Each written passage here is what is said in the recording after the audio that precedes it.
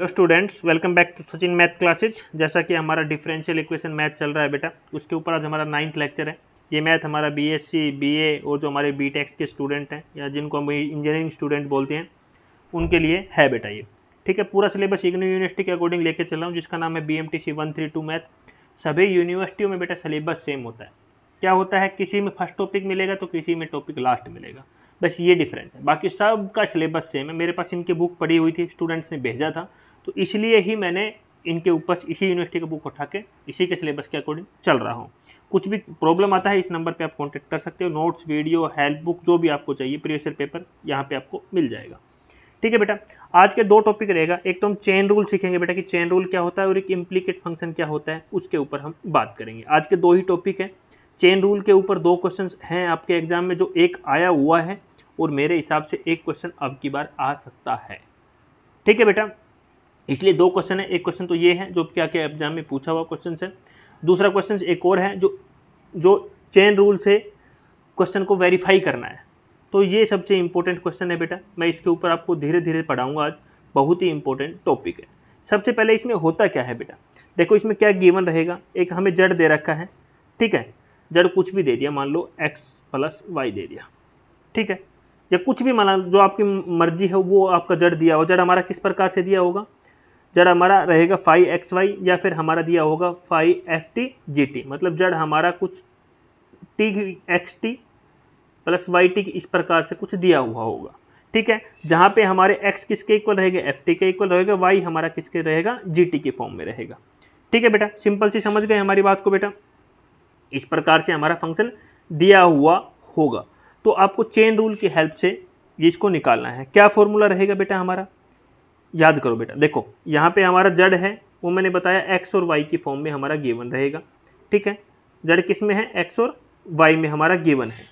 ठीक है, और जो x और y है वो किसकी फॉर्म में गिवन है, हमारा t की फॉर्म में गिवन है। ठीक है, और हमें क्या निकालना है, dz/dt निकालना है। समझ में आ गया। तो x और y किसकी, x जड़ हमारा किसकी फॉर्म में है, x की फॉर्म में। तो सबसे पहले तो आप क्या निकालो, करली z/करली x और करली z/करली y। इससे तो आपका दो ही डेरिवेटिव निकलेगा। फिर आ जाता है x के ऊपर बात। x हमारा किसकी फॉर्म में दिया हुआ है, t की फॉर्म में, तो करली x/करली t निकाल लो। y हमारा किसकी फॉर्म में दिया हुआ है, t की में, तो करली y/करली t निकाल लो। हमें वैल्यू किसकी चाहिए, dz/dt। तो फॉर्मूला क्या होता है, करली z/करली x मल्टीप्लाई dx/dt प्लस करली z/करली y मल्टीप्लाई dy/dt। ये चेन रूल का फॉर्मूला होता है। अब जड़ से अपने इसको ही हम, जो हमारा ये है चेन रूल का फॉर्मूला बेटा, इसी को ही हम क्या बोलते हैं, टोटल डेरिवेटिव भी बोलते हैं। इसको क्या, टोटल डेरिवेटिव ऑफ जड़ भी हम बोलते हैं। तो इसके दो नाम है बेटा। ठीक है, आप यहां देखो थोड़ी देर, ये फॉर्मूला याद रखो। आप देखो जड़ दिया आपका फंक्शन x और y की टर्म में, x आपका किस में दिया, t की फॉर्म में, मतलब जड़ दिया आपको x और y की फॉर्म में, x और y आपको किस में दिया, t की फॉर्म में। यहां से पता चल गया। तो आपको जड़ का निकालना है x की टर्म में, जड़ का निकालना है y की टर्म में, x का निकालना है t की टर्म में, y का निकालना है t की टर्म में। इससे ज्यादा अच्छी तरह मैं अब नहीं समझा सकता आपको, इसलिए एग्जाम्पल मैंने यहां लिखा है। आपको किससे सोल्व करना है क्वेश्चन को, चेन रूल से। क्या निकालना है, dz/dt। यही मैंने आपको यहां समझाया है। अब आपको बिल्कुल कॉमन वर्ड में समझ आ गया, जड़ हमारा किसका फंक्शन रहेगा, x और y का। x और y हमारा किसका फंक्शन है, t का। कुछ डिफरेंट आएगा, अगला एक क्वेश्चन डिफरेंट भी लेके आया हूं, आपके मन में डाउट आए तो। सेम मैंने फॉर्मूला पुट लिख दिया बेटा यहाँ पे। अब यहां देखो, कहीं नहीं जाएंगे, आराम से। दो पूछा, डायरेक्ट मेथड से पूछा है और चेन रूल से पूछा। पहले चेन रूल से सिखाता हूं। देखो हमें क्या चाहिए, करली z/करली x। यहां ये है करली z/करली x। एक्स स्क्वायर का differentiation 2x, y constant as it is. इसमें x का डिफरेंशिएशन 1, तो बाकी के बच गए 2y की पावर 4। अगला आ जाओ बेटा, खत्म हो गया यहाँ पे। अभी हमें क्या चाहिए, करली z/करली y, करली z/करली y। क्या है बेटा, y का डिफरेंशिएशन 1, एक्स स्क्वायर बच गया, y यहाँ देखो y की power 4, y 2x as it is है, y की पावर का क्या, 4 का क्या होगा, 4y3। तो क्या हो गया, एक्स स्क्वायर प्लस 8xy3। यहां तक किसी को समझ में नहीं आया तो मेरे को बता सकता है बेटा। ठीक है बेटा, ये दोनों आ गए, यही मैंने यहां पे निकाला हुआ है नीचे, आप इजीली जाके देख सकते हो। देखो यहां पे ये दोनों मैंने निकाल दिया। अभी हमें क्या चाहिए, dx/dt, dx/dt। तो साइन का क्या होगा कोस जेड टी, और जेड टी का क्या होगा बेटा, हमें टी का क्या हो जाएगा 1, और इसके साथ जेड टी है, जेड तो बाहर होगा कांस्टेंट हो गया, टी का क्या हो गया 1, तो क्या बच गया जेड कोस जेड टी हमारा इसका आ गया। और क्या निकाल D Y upon D T, यहां से देखते रहो बेटा, D Y upon D T, cos का क्या होता है माइनस साइन टी, टी का क्या हो जाएगा 1, तो ये आ गया बेटा। यहां तक किसी को कुछ इश्यू है तो मेरे को बता सकते हो। अब इसने एक कंडीशन लिख दिया बेटा यहाँ पे, ये तो चेन रूल से आपको सारा फॉर्मूले में पुट कर दोगे आंसर निकाल दोगे। इसने एक कंडीशन और दे दिया बेटा नीचे, क्या दिया ये निकाल दिया आपने, when t is equal to 0, ठीक है बेटा, टी की जगह तो ये आपने सारी वैल्यू, ये 4 वैल्यू आप यहाँ पुट कर दोगे, ठीक है, टी की वैल्यू क्या पुट कर दोगे 0 पुट कर दोगे, लेकिन आप एक्स और वाई की वैल्यू क्या पुट करोगे। अब देखो यहाँ पे टी को 0 पुट करो, यहाँ भी टी को 0 पुट करो, तो हमें एक्स और वाई की वैल्यू भी पता चल जाएगा, क्योंकि टी 0 पे निकालना है ना, टी 0 तभी होगा, टी 0 करोगे तो एक्स की वैल्यू क्या आ जाएगी साइन 0, और यहाँ क्या आ जाएगी कोस 0, तो साइन 0 1, सॉरी साइन 0 0 कोस 0 1 बेटा। तो x की वैल्यू कितनी आ गई 0, y की वैल्यू कितनी आ गई 1, t की वैल्यू कितनी है हमारी ऑलरेडी 0।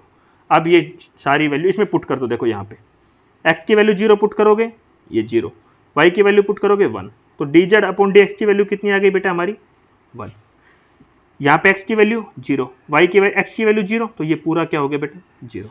यहाँ देखो t की वैल्यू कितनी है बेटा 0, z की वैल्यू कितनी है बेटा, z हमारा है नहीं, z as it is, cos 0 multiply z, तो कितना आ गया z। यहाँ साइन t की वैल्यू कितनी है 0, तो साइन 0 कितना होता है 0, तो ये सारी वैल्यू अब इसमें पुट करो। देखो आगे मैंने एक एक चीज निकाल रखी है, देखो साइन की वैल्यू 0, x की वैल्यू, y की वैल्यू निकाला बेटा, x की 0, y की 1 एंड t की हमारा 0 दिया हुआ है, सारी वैल्यू हमने देखो यही मैंने यहाँ पे निकाल के भी दिखा रखा है, एक एक चीज आपके नोट्स में सब अवेलेबल मिलेगा आपको। ये फॉर्मूला था, सारी वैल्यू आपने पुट कर दिया। देखो dz अपॉन dx की वैल्यू 2 पुट करो, dx अपॉन dt की वैल्यू z पुट करो, plus dz upon dt 0, dy upon dt 0, तो क्या बच गया बेटा 2z, और यही हमारा आंसर है। अब इसने एक क्वेश्चन और पूछा बेटा आपसे एग्जाम में, इसी में क्योंकि 5 मार्क्स से क्वेश्चन आया था, direct substitution method. Direct substitution method का क्या मतलब है यहाँ पे कि जो ये x की वैल्यू है और जो y की वैल्यू है ये डायरेक्ट पुट कर दो, x की जगह x की, y की जगह y की, और फिर आप dz अपॉन dt निकालो t इज इक्वल टू 0 से, तो x और y पुट कर दोगे क्वेश्चन में यहाँ पे, तो tt में ही क्वेश्चन बचेगा। देखो पुट करके दिखाता हूँ, ये हमारा z था बेटा, ये x की वैल्यू, ये y की वैल्यू, डायरेक्ट सब्स्टिट्यूशन मतलब डायरेक्ट वैल्यू पुट कर दो, पुट कर दिया मैंने डायरेक्ट वैल्यू बेटा, ये वैल्यू आ गई हमारा। अब uv मेथड, इसको u माना, इसको v माना, इसको u माना, इसको v माना, uv मेथड डिफरेंशिएशन सभी ने पढ़ा है बेटा, u as it is v का differentiation plus v as it is u का डिफरेंशिएशन, वो फॉर्मूला हमने यहाँ पे लगा दिया।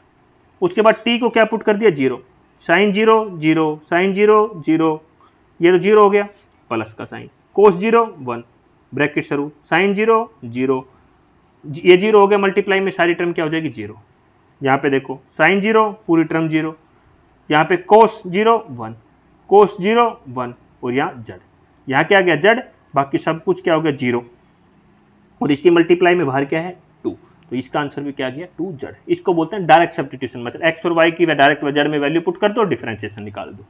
तो ये आपके एग्जाम में 5 मार्क्स का क्वेश्चन पूछा हुआ था। अब एक बेटा बहुत ही इंपॉर्टेंट क्वेश्चन मैं आप लोगों के लिए लेके आया हूँ कि वेरीफाई चेन रूल, हमें चेन रूल को वेरीफाई करना है फॉर द फॉलोइंग फंक्शन। हमारा x की वैल्यू दिया हुआ 3e की पावर 2u, एक्सपोनेंशियल की पावर 2u, y की दिया हुआ 5v प्लस w, z की दिया हुआ u प्लस w। अब बेटा ये बहुत ही डिफिकल्ट क्वेश्चन है, याद रखना। यहाँ पे थोड़ा अच्छा क्वेश्चन भी है, डिफिकल्ट का मतलब आपके एग्जाम में 100% आ सकता है कभी भी, किस ईयर पूछा जाएगा मेरे को नहीं पता। अब आपने देखा uv, मतलब यहाँ पे 0v प्लस 0w है, यहाँ पे 0u है, फंक्शन x किसका फंक्शन है uv का, y किसका फंक्शन है uv का, z किसका फंक्शन है uv का। बेटा याद रखना ये चीजें, दे नहीं रखा मतलब 0u है, देख रहे हो आप uv, यहाँ पे v हो गया 0 हो गया। तो इस प्रकार से फंक्शन आपको दिया हुआ है, आपको चेन रूल को वेरीफाई करना है बेटा। चेन रूल को वेरीफाई करने के लिए आपको यहां से देखो x में निकालोगे तो करली x अपॉन करली u, करली x अपॉन करली v, करली एक्स अपॉन करली डब्लू, सेम वाई में निकाल लोगे ऐसे ही, जड़ में निकाल लोगे ऐसे ही। लेकिन आपको यू वी की तो डब्लू दी है, वैल्यू दी ही नहीं, ना यू की दिया, ना वी की दिया, ना डब्लू की दिया। तो इन्हीं वैल्यू से आपको यू की वैल्यू निकालनी है, वी की वैल्यू निकालनी है और डब्लू की वैल्यू भी निकालनी है। तो जैसे ही फिर क्या होगा, हमारा यू किसका फंक्शन बच जाएगा, एक्स वाई जेड का। यू से किसका बनेगा, एक्स वाई जेड का। वी कैसे बनेगा, एक्स वाई जेड का। और डब्लू कैसा बनेगा, एक्स वाई जेड का। ठीक है बेटा। उसके बाद क्या करेंगे, उसके बाद जैकोबियन निकालना सबने सीखा है बीएससी में। अब ये मत बोलना हमने नहीं सिखाया गया, जैकोबियन नहीं सीखा तो भी मैं सिखाऊंगा, कोई दिक्कत नहीं है।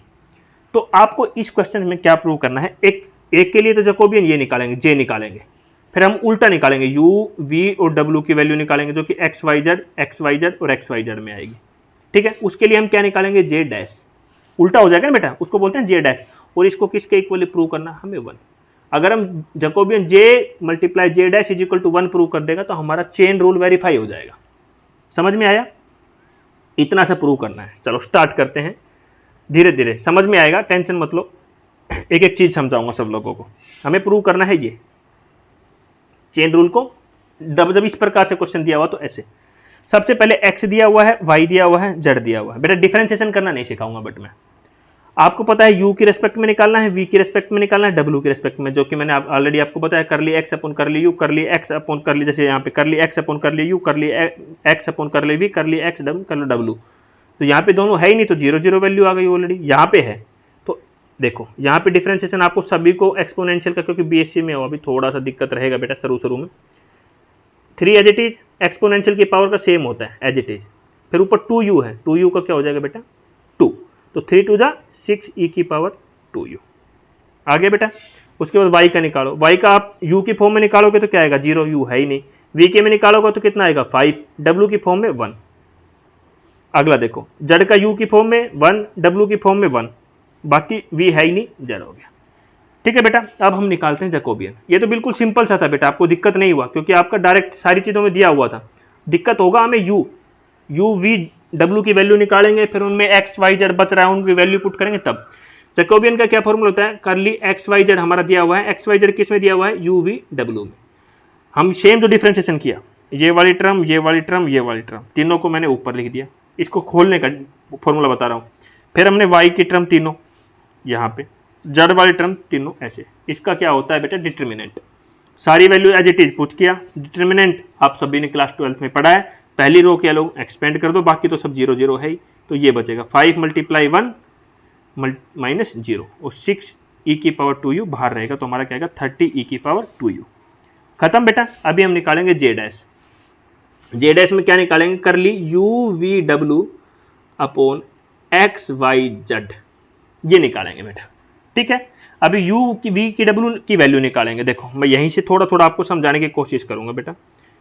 मैंने मेरा बेस्ट दिया है बेटा इस क्वेश्चन के लिए ना, बहुत ही मेहनत किया है कि आप लोगों को बिल्कुल कंफ्यूजन ही ना रहे क्वेश्चन में।